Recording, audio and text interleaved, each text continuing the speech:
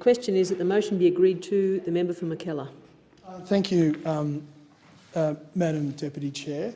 And I'd like to thank the member for Macarthur, whose contributions on this and other matters are always so well considered and so well thought out. I particularly want to reiterate, if I can, just as before I get into my speech, his point about immunisation and vaccines, because it is both well made, it is timely, and importantly in this debate, it is worth reminding people of what the member for Macarthur just said, which is that we now live in a world largely free of polio. We are very lucky in Australia, but this didn't just happen.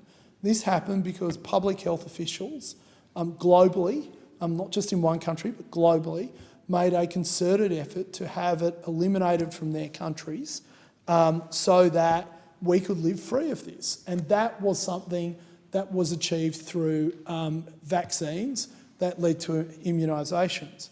I also at this point want to thank, because even though it doesn't naturally follow, but Rotary International, because this was a program, and I stand to be corrected, that they decided in the 1960s that they were going to eliminate polio from the face of the world. And they are so very close, Deputy Chair. They are incredibly close to achieving that.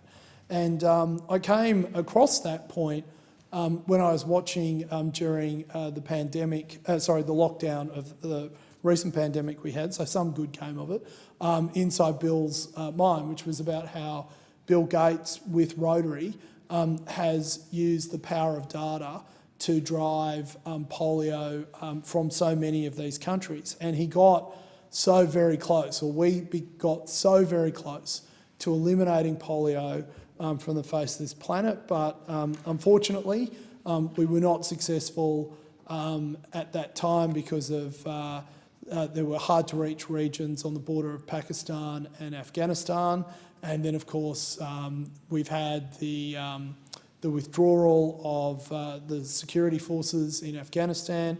That will now complicate matters more, and of course the pandemic also made it very difficult for us to make that point, to reach those people that needed to be reached. But we have learnt so much, and we should not give up because we are so close. And it is for that reason that Australia is committed to the global eradication of polio, and we have supported, not just as a government but as a nation, the Global Polio Eradication Initiative, otherwise known as GPEI. Australia itself was declared polio-free in 2000, and I think it's important to remember that it was only very recently that we were declared polio-free. The other day I was watching something with my 12-year-old, and a thing came up saying, imagine if you were transported back to a time long ago, and it was 1994. And of course I thought, I remember 1994 very well, so it wasn't that long ago, hopefully. But 2000 is very recent, and it was only then that we could officially say that we were polio-free. It remains endemic in 2 countries, though there is suspicions that it is also endemic in a number of African nations, but the 2 that we know of are Afghanistan and Pakistan. Until the polio virus transmission is interrupted in these countries, other countries remain at risk of importation of polio. The COVID-19 pandemic has posed challenges to polio eradication goals through disruptions to immunisation programs and surveillance, making 2022 a critical year for polio eradication activities. Australia, along with the Western Pacific region, and the member for Macarthur was making this very good point, was declared polio-free in 2000. But there is still much work that we need to do and that we need to stay on top of in the South Pacific.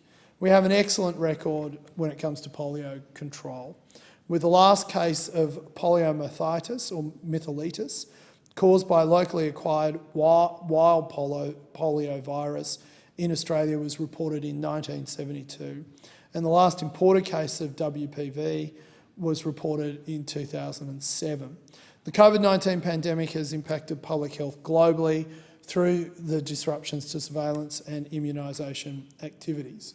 Although we hope that this will change next year.